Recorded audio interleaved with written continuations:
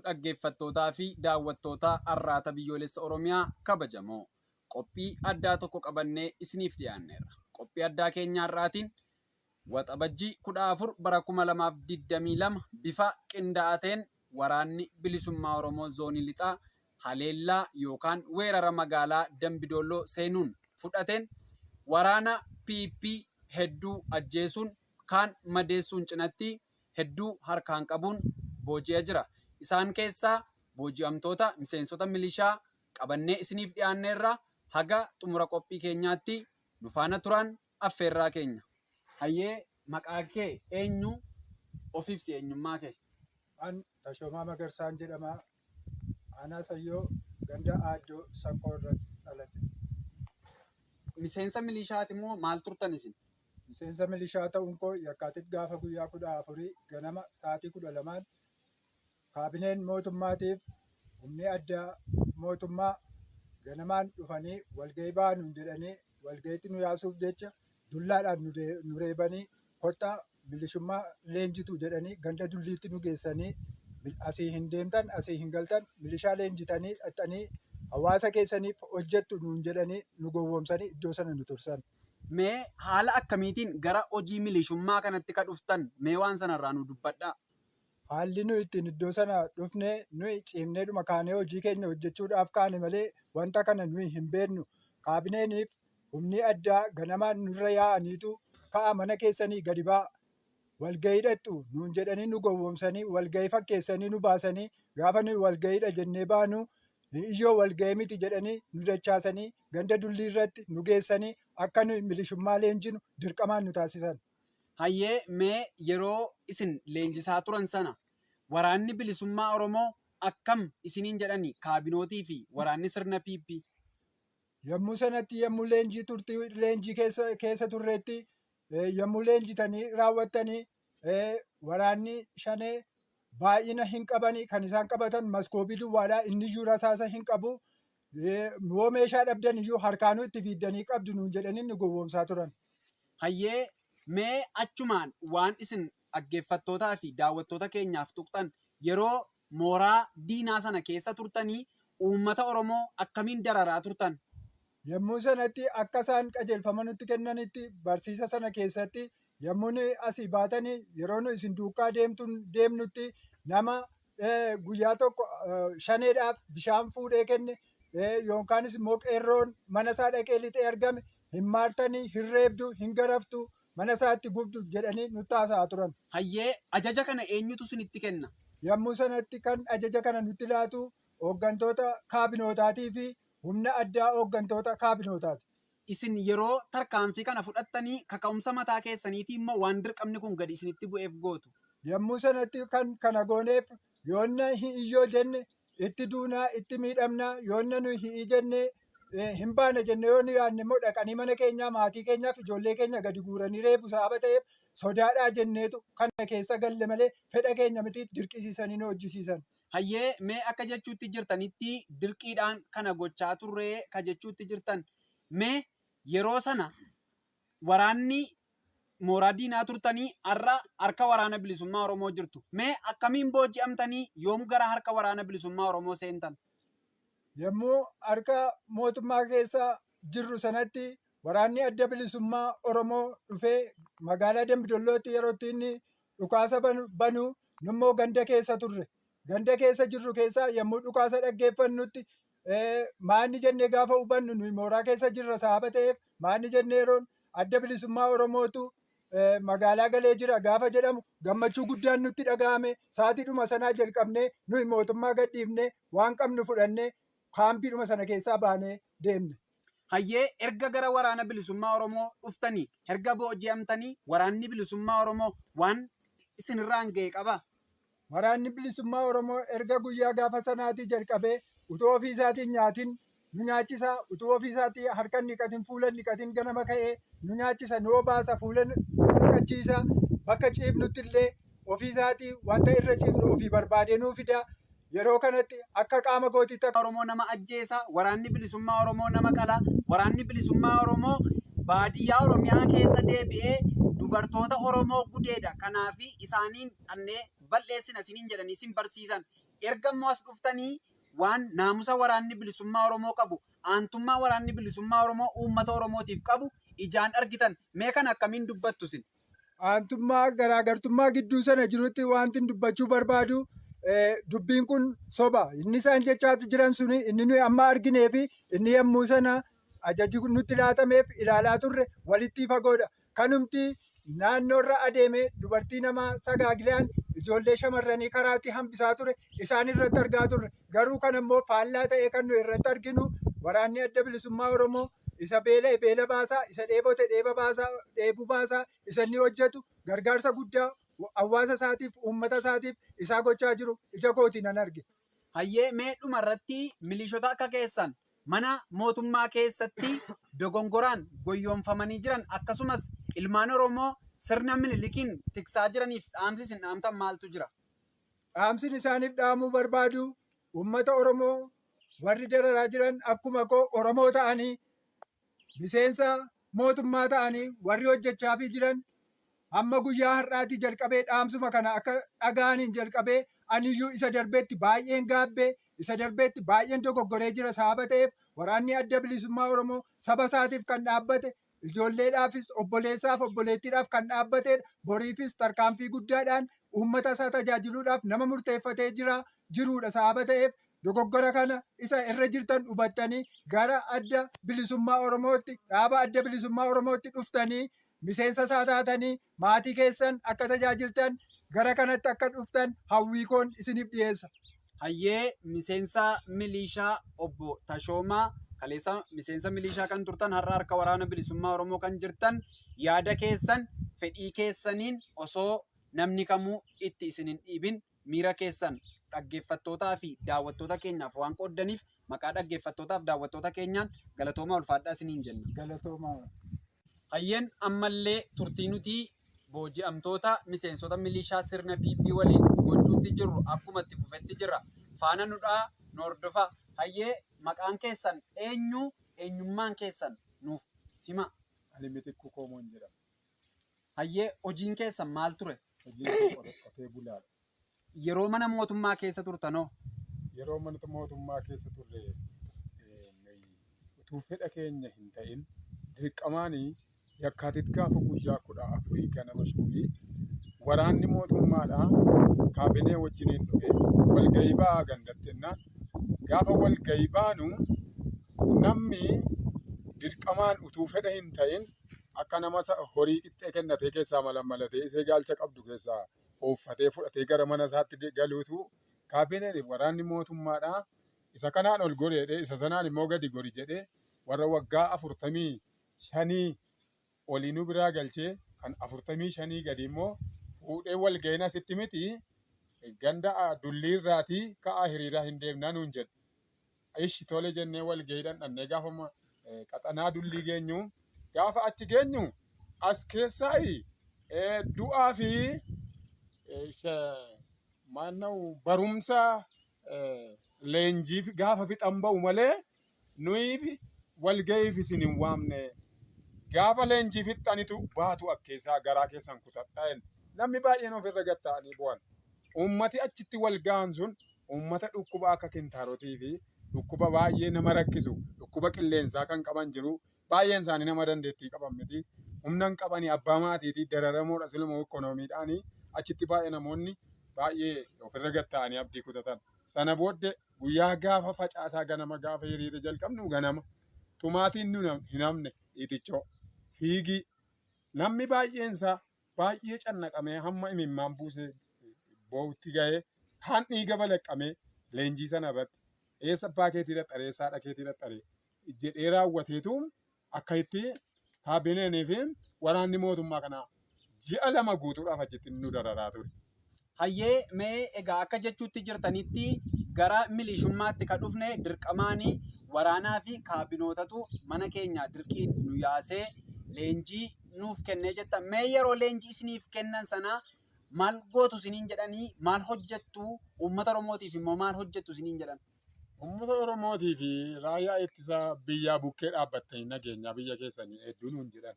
Hayyee yeroo mana mootummaa turtanii dabballoonni kaabinoonni sirna PP akkasumas waraanni bilisiginnaa waraanni bilisummaa Oromoo akkam jedhanii isin barsiisan? Dhugaadha isaan diina isaaniiti. Diina keenya isaanii. Isaan biyya warasuu, haadha manaa namaa gudeeduu, ijoollee shamarran sagaagiluu. Isaanii yoo argitan iyyuu isaan fagootti yoo ofirraa rukuttan malee isaanii baay'ee nama shakkisiisoodha isaanii jedhanii nutti beekamu. Hayyee mee egaan har'a harka waraana bilisummaa Oromoo jirtu, waraana bilisummaa Oromoo harka isaarraa nyaattanii dhugaa jirtu. Mee sanatti osoo hin darbin dura isin akkamiin booji'amtan, akkamiin gara waraana bilisummaa Oromoo dhuftan? Gadda gaafa guyyaa torbaa yookiin guyyaa kamisa wayitii ani utuun lafa hojii kootiitii gabaa dhaquudhaaf deemutu waraanni adda bilisummaa Oromoo namni lama natti ba'anii raawwataniitu ati leenji'aa moo leenji'aa miti ennaan leenji'aadhaan jeen akka goreedhanii na tursanii kana booddee akkasittiin to'annaa kana jala oole'anii ergan dhufee harka isaanii galeeti immoo waraanni bilisummaa Oromoo akka haadha gararraatti kan nama yaaduun argina. Dhugaadhuman jedhaanii achitti yeroo leenjiidhaan dhiitamaa kabalamaadhaa dhimmisaa leenjiidha malee waa'ee to'annaa seeraa jala ooluutiif hoomkinis immoo wantoota tokko iyyuu miti. Isuma fuulduraa dhiitichoof kaballaan nu qabatan jirri sun Waaqayyo isaanitti araaramu. Garuu amma erga waraana bilisummaa Oromoo bira geenye nuyi utuu isaan gara lafaa nuu qabanii utuu isaan nuuf boo'uu kajeelanii argine garaan isaanii raafamaa. Amala jarri sun nu barsiisan hin qaban jarri kun. Waraanni bilisummaa Oromoodhaa gara laafummaa qabu nu nyaachisu nu obaasu daara isaanii ofirraa fuudhanii nuu kennanii afata isaanii of jalaa fuudhanii nuu kennanii utuu isaan nu gargaaranii gorsa gurguddaa immoo nu gorsanii kana argineerra. Hayyee mee egaa kaleessa isinii yeroo milishaa turtanii maqaa seera kabachiisuutiin uummata Oromoo qeerroo Oromootti maqaa waraana bilisummaa Oromootti maxxansanii to'atamaa turan. Yeroo to'attan sanatti reebichi irra ga'u jira, dhiittaan irra ga'u jira, haga ajjeesanii gatuutti irratti raawwachaa turtan. Mee har'a gaafa harka waraana bilisummaa Oromoo seentan waraanni bilisummaa Oromoo waan sinirraan ga'e qaba? Waraanni bilisummaa Oromoodhaa waan tokko nutti hin buune. Nagaadha isaan dhugaadha gorsaan nu duukaa jiru malee waan tokko nu hin goone. Namumti jara kanatti darbi'anii waan isaan beeku malee waan bakakkaan bu'ee isaan rukutu wayii natti fakkaata. Hayyee garaagarummaan kan kaleessa dhageessaniif har'a immoo waraana bilisummaa Oromoo waliin nyaattanii dhugaa jirtu. Uummati Oromoo waan qabu sabbata isaatti hiikee waraana kana nyaachisaa jira. Garaagarummaa isin argitan akkamiin ibsitu? Garaagarummaa guddaa jira dhugaadha kun. Waraanni bilisummaa Oromoo garaa bal'aa namaaf qaba. Nyaataan namatti fiiga utuu ofii isaatiin nyaatin. Gorsaan nama qaqqaba. Karaa hundumaanii jabina namaa laata. Dhugaadha halkanillee rafeen bulu nama eeguudhaaf illee. Hayyee mee asumaan yeroo isin kaleessa dheengaddaa waraana bilisiginnaa fuutanii bobbaatan harmootiin daa'imni illee osoo daandii irratti nafin isin baqachaa turte. Waraanni bilisummaa Oromoo gaafanni uummata Oromoo keessa socho'u waan qabuun itti fiiga. Kan akkamiin ilaaltu isin? Kun waanuma addaati waanuma addaati. Dhugaan isinitti yeroon qaama milisummaa sana keessa hiriira waan adda addaa maanna'u eebba xumurree yeroo galletti naman baay'ee jaalladhu tokko jira. Naannoo keenya keessaa amanaa akka kootiiti. Utuu akka durii ati taateetii sila hammadheensi dubbisan ture. Amma garuu atoo bilishaa taate akkamittiin si dubbisaa naan jedhe. Nannee mataa koo keessaatu wanti ta'e tokko na cite. Dhugaan isinitti dur namni nu sodaatu. Nu baqatu namni yeroo nu achi jiru. Amma garuu erga nuyi dhumne warri waraanni mootummaa isaan diine nuun jedhan fira keenya ta'an uummati Oromoo immoo amma nyaataan nutti fiiga. Waan nu godda'an tokko hin qaban. Garraamiidha uummati dur nu baqatan amma nutti fiigu arga harka isaanii galleeti. Mee miseensota milishotaa akka keessan mana mootummaa keessatti hafaniif akkasumas ilmaan Oromoo har'a waldhaalummaa isaaniitiin mallaqaan goyoonfamuudhaanii sirna minilikiin uummata Oromoo irratti tiksaa jiraniif maal dhaamtu? Ani jara kanaaf kan hin dhaamu karichi gaarii isinitti fakkaate malee sirrii miti. Hayyallaadhaaf balaa guddaa qabaati irraa deebi'aa. Waraanni adda bilisummaa Oromoodhaa dhuguma biyyaaf dhaabbatee jira. Miidhagina isaa bareedina isaa nyaata isaatii fi birrii isaa laaltanii warri gowwoomtan irraa deebi'aa hin baddu waaqayyooti isin balleessa jedhanii shakkaa jiranii jedheetan dhaamsa dhaamaaf. Hayyee karaa miidiyaa Arraata Biyyoolessa Oromiyaa argamtee yaada kee waan nuuf qooddeef maqaa daawwattootaa fi dhaggeeffattoota keenyaan galatoom ulfaadhu siin jenna. Ayyan kabajamoo daawwattootaa fi dhaggeeffattoota arraata biyyoolessa Oromiyaa ammallee turtii nuti booji'amtoota miseensota milishoota sirna PP waliin goonu akkuma itti fufetti jira. Haga dhuma sagantaa keenyaatti irra deebiin nu hordofaan affeerraa keenya. Hayyee maqaan kee eenyu maal turte? Maqaan koo Dabalaa Biraanuun jedhama. Ani qonnaan bulaadha. Qonnaan bulaa aanaa Sayyoo jila. Hayyee mee gara milishummaatti akkamiin dhufte ati? Gara milishummaatti kanan dhufe guyyaan sun yakkaatitti guyyaa 13 guyyaa sanbataarra ture. Ani waldaadha kanan jiru. Naannoo waldaatti milishoonni dhufaniitu na qaban. Na qabanii akkuma amma ka'aa jiru walgeetu jira jedhaniitu na fuudhanii deemanii yommuu achi ga'u namoonni baay'inaan ganamaa jalqabanii qabamaadha jiru. Battaluma sana akkuma achi ga'een ani yeroo sana akka inni waan sana ta'e hin barre gaafa waan sana dhimma milishummaa ta'uusaa achi ga'ee gaafan baru boo'icha guddaan boo'e dhugaadha. Boo'icha guddaan boo'ee ani ergaa wangeelaatu harka jira. Adaraa wangeelaatu harka jira. Waaqayyo kana natti kenne.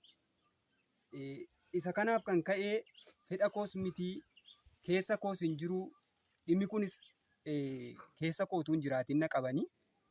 Battaluma sana maatii kootti illee utuun uffatan dhaammatiin waan tokko hin dhaammatiin qabamuuniif makiinaa fidanii idduma sana dhaabanii utuu maatiin nama hundumaa u'uu jedhanii akka nama du'a ga'ii iyyuutti jechuudha.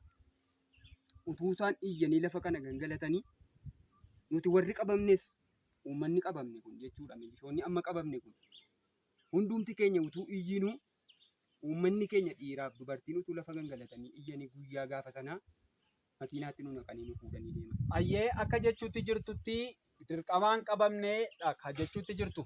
Mootummaan miidiyaa ofii harkaa qabuu fi miidiyaa mallaqa kaffalee miidiyaalee maqaa dhuunfaatiin jiran hojjisiisuun akka waan isin fedhii keessaniin of kenniinsaan waraana bilisummaa Oromoo irratti duultaniitti dubbata. Meesa kana maal jettaati? Inni kuni fedhiidhaan tokkollee milishoonni amma qabamnee iddoo kana jirru amma har'aatti illee kan taane fedhiidhaan kan naqee dhugaadha. Waanuma dhugaa jechuudhaan fedhiidhaan kan naqe tokko akka hin jirreen ibsa.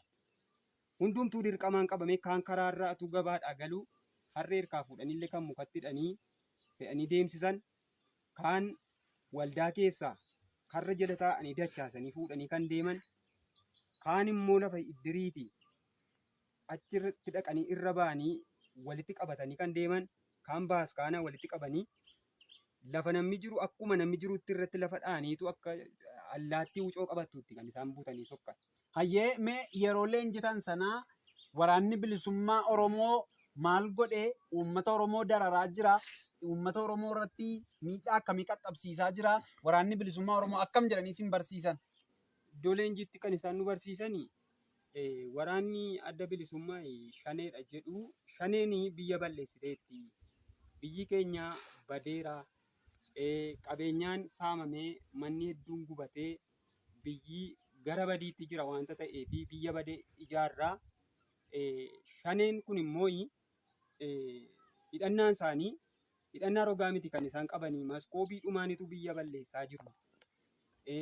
Rasaasi isaaniis muraasa, namni isaaniis muraasa, saamtuudha, hattuudha warri biyya keenya balleessaa jiranii. Isin immoo isaan kana iddoo isaan jiranii keessa adeemtaniitu nu wajjiniin ija nuu taatanii gurra nuu taatanii keessa adeemnee wajjiniin funaanneetu biyya sirreessinaa jedhaniitu bifa kanaanii of eeggadhaa immoo bakka isin argitetti isin qalti, isin ajjeesti, isin hin baraartu, araarri isin gidduu hin jiru. Kanaaf bakka dhaqxanitti kophaa isin deebinaa halkaniif guyyaa of eeggannaa guddaa godhadhaa jedhaniitu akkaataa kanatti nu barsiisan. Hayyee egaa har'a harka waraana bilisummaa Oromooti kan jirtu. Mee gara sanatti otoo hin dhufin dura akkamiinitu booji'amtee gara waraana bilisummaa Oromoo akkamiin dhufte? Yoom dhufte? Kanan dhufe gaafa sanee guyyaa 7 guyyaa facaasaati jechuudha. Guyyaa sana dhukaasaa naannaa Dambidolloo irratti baname sanarraan kan ka'e iddoo jirru sanaa jechuudha. Iddoo jirru sanaa battanamne yeroodhuma battanamne sanatti baqanneetu utuu jirruu gara keessan kanatti dhumne jechuudha. Gara keessanitti baqanne. Hayyee mee yeroo gara keenyatti baqatte sana waraanni bilisummaa Oromoo kaleessa of eeggadhu si qala, si ajjeesa, araarama si hin qabu siin jedhan suni akkamiin si simatee waraana bilisummaa Oromoo isaan kaleessa sitti himaniif har'a si nyaachisuu si obaasuutti jiru kana akkamiin ibsita? Akkaataan anis ta'ee milishoonni wajjiniin jirru kunis akkaataan nu itti dhumne wanti nu dhageenye si qaltii si ajjeestii kan jedhu dhageenyeerra garuu nuti Waaqayyoof jara kanatti Waaqayyoottis of kennine isinittis of kennineetu yoo nu ajjeesanii nu ajjeesan yoo nu jiraachisanii nu jiraachisan jennee difiratiidhaan jechuudha. Difiratiidhaan gara kana dhumnu. Gaafa gara kana dhumnu dubbiin akka jedhame miti jalqabumaan wal argine ka'ee nu bukkee dhaabbatanii waraanni adda bilisummaa Oromoo kun aizu hin sodaatina jajjabaadhaa namni isinitti bu'u hin jiru uffata dhandha keessaniitti illee namni bu'u hin jiru gorfamtanii kallattiin isinitti agarsiifamee maatii keessan ijoollee keessan itti galtanii qonnaa keessan qotatanii ijoollee keessan barsiifattu malee rakkoon hin jiru jedhanii nu jajjabeessuu jalqabuma itti fufee ammas adeemsa keessa lafuma geenyetti jechuudha. Waraanni kan biraanis yeroo nuti jijjiiramu akkuma kana rakkoon tokko hin jiru namni isinitti bu'u hin jiru nuyi Oromoodhaaf dhaabbanne nageenyaaf dhaabbanne nuyi Oromoodhaaf dhaabbanne waan jiruuf nageenya biyyaatiif dhaabbanne waan jiruuf isinitti hin buunu jedhanii nyaata barbaachisu lafa nu bulletti nuu fidanii afata fidanii nuu afanii haala nuu mijeessanii waardiyaa nuuf ramadanii bifa kanaan bishaan dhugaatii illee nuuf laatanii jechuudha. Ciisnee bullee guyyaas nagaattoollee waan jireenya keenyaaf har'aa borii barbaachisu hundumaa ganama guyyaas galgalas taanaan harka isaanii irraa soorrachaa nagaa nutti haasa'anii nagaa isaanii wajjin haasa'aa guyyaa har'aa geenyeerra. Kanaaf akka jedhame miti isa jedhame sana keessa gaafa linnu waraanni adda bilisummaa Oromoo akka nutti himame miti adda ta'ee argameen jedha. Hayyee egaa mee kaleessa dheengaddaa waraana biltsiginnaa kan raayyaa ittisa biyyaallee ofiin jedhan fuutanii waraana bilisummaa Oromootti bobba'aa turtan. Yeroo isin maqaa sakattaa jedhuun waraana bilisummaa Oromoo barbaachaaf deemtanii uummati Oromoo isin baqachaa ture. Daa'imti Oromoo isin baqachaa turte. Jaarsoliin isin dheessaa turan. Amma immoo uummata Oromoo keessa jirra. Mee garaagarummaa uummanni Oromoo waraana bilisummaa jaalalanni waraana bilisummaa Oromootiif qabuuf jibbanni waraana mootummaatiif qabu akkasumallee kaleessa yeroo milishaa turtan jibba uummanni Oromoo isinii qabu akkamiin ibsita? Garaagarummaan waraana adda bilisummaa Oromootii fi waraana mootummaa yookaanis milishaas wal qabatee humna addaa wal qabatee kana gidduu jiru uummanni Oromoo garaansaa kan ni duukaa luuca'ee jiru waraana adda bilisummaa Oromoo akka ta'etu natti mul'ate amma. Yeroo sana yeroo waraanni bilisiginnaa fi milishaa wal qabatee biyya keessa sakattaa'ee godaansa godhu irrifatu namoonni irrifatus hin baqatus yaadas namni laatuuf hin jiru. Kanaaf sodaa guddaatu ture yeroo sana. Amma garuu waraana adda bilisummaa Oromootiif garuu uummanni Oromoo jechuudha sammuu qulqulluu yaada nagaadhaan akka inni duukaa jiru sammuu qulqulluu jaalala guutuudhaan akka inni duukaa jiru isa kanaan natti mul'ata jechuudha kanan ibsuu barbaada. Hayyee gaaffii tokkoon siif dabala waraanni bilisummaa Oromoo meeshaa booddettafaa baata rasaasa hin qabu hidhannoo hin qabu nama 5 nama 6 deemti kanaaf harkaan iyyuu fiigdanii qabdu isiniin jedhanii isin leenjisan. Mee waraanni bilisummaa Oromoo ati argite waraanni bilisummaa Oromoo si booji'e kun meeshaa akkamii qabataa hidhannoon isaa akkamii mee waan kanarraa dubbadhu. Meeshaa waraanni adda bilisummaa Oromoo hidhatu ani iddoodhuma erguman gara kana dhufee kan hin arge waan addaa jechuudha. Waan addaan arge hidhannaa mudhiis ta'e hidhannaa qawwees ta'e akkaataan isaa jechuudha. Akki yaadamee fi akki dhufeetti argi tokko miti. Tokko miti garaagarummaa guddaadha qaba. Garaagarummaa guddaa qaba. Inni kun anumti iyyuu nan dinqisiifadhe jechuudha erga iddoo kana ga'ee. Hayyee miseensota milishaa akka kee kan har'a mana mootummaa keessa ta'anii uummata Oromoo dararan akkasumas ilmaan Oromoo miseensa humna addaatii fi miseensa raayyaa ittisa biyyaa ta'uudhaanii dhala Oromoo ajjeesaa jiran, dhala Oromoo gudeedaa jiran, abbootii Oromoo qotee bulaa Oromoo saamaa jiraniif dhaamsatti dhaamtu maaltu jira? Dhaamsiin qabu humna milishaa mootummaadhaaf dhaabbatee hojjechaa jiruuf humna addaatiif akkasuma hojii waajjira adda addaatii irraatillee ramadamanii hojjechaa kan jiraniif dhaamsan qabu. Waraanni adda bilisummaa Oromoo akka jedhame miti. Aniyyuu ergan dhufeen arge garaa jaalalaa garaa dhiifamaa namaaf qaba. Garaa bal'aa namaaf qaba. Ammallee Oromoodhaaf garaa dhiifamaa bal'aa qaba. Ammallee balballi araaraa banamaadhaan jedha.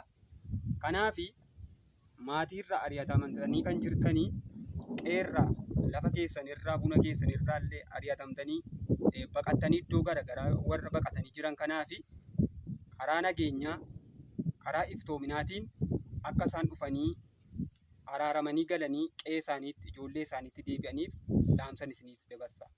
Hayyee karaa arraata biyyoolessa Oromiyaa argamtee yaada kee daawwattootaaf dhaggeeffattoota keenyaaf waan qooddeef maqaa daawwattootaa fi dhaggeeffattoota keenyaan galatoomi ulfaadhu siin jenna.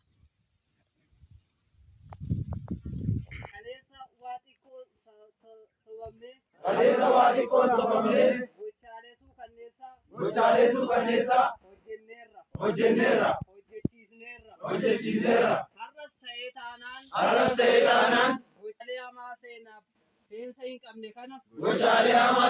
seensa hin qabne kana akka irraa deebitan caasaalee mootummaa hundaaf dhaamsa keenya. Waraanni bilisummaa Oromoo kan mootummaan shaneen nama shan rasaasni illee shan meeshaaleen duubatti hafaa baatu jedhe olola sobaa akka ta'e ija keenyaan argineerra. Argaa ija uummata Oromootis. Waraanni adda bilisummaa Oromoo waraana dimokiraasiin dallalu osoo hin taane waraana dimokiraasiif dhugaa bade deebisuudha.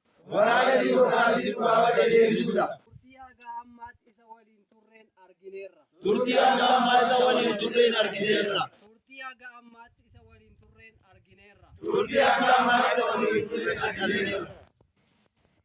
Egaan dhaggeeffattootaa fi daawwattoota keenya kabajamoo arraata biyyoolessa Oromiyaa irraa kan isin hordofaa turtan lola gootichi waraana bilisummaa Oromoo bifa haaraan waxabajjii 14 bara 2022 lixa Oromiyaa magaalaa Dambidolloo keessatti geggeesseen humna diinaa du'aaf madoon adabuun cinatti hedduu harkaan qabuun booji'e keessaa milishoota sirna PP booji'amuun qabamanidha. Booji'amtoota kanaaf gorsaa fi deeggarsa yaadaa erga taasiseen booda warreen manni isaanii lafa bilisaa gootichi waraana bilisummaa Oromoo qabatee jiru akka isaan maatii isaaniitti galan yoo taasisu warreen gandi yookiin magaalaan isaanii harka waraana bilxiginnaa jiru ammoo dugda duuba waraana bilisummaa Oromoo akka jiraatan taasisuun hawaasatti makamanii akka jiraatan taasisee jira. Qophii kana qopheessee isiniif dhiyeessuun ogeessota arraata biyyoolessa Oromiyaa waliin an iccitii bantiin ture. Hanga xumura qophii keenyaatti waan nu hordoftaniif guddoo galatoomaa. Horaa bulaa deebanaa injifannoon uummata Oromoof.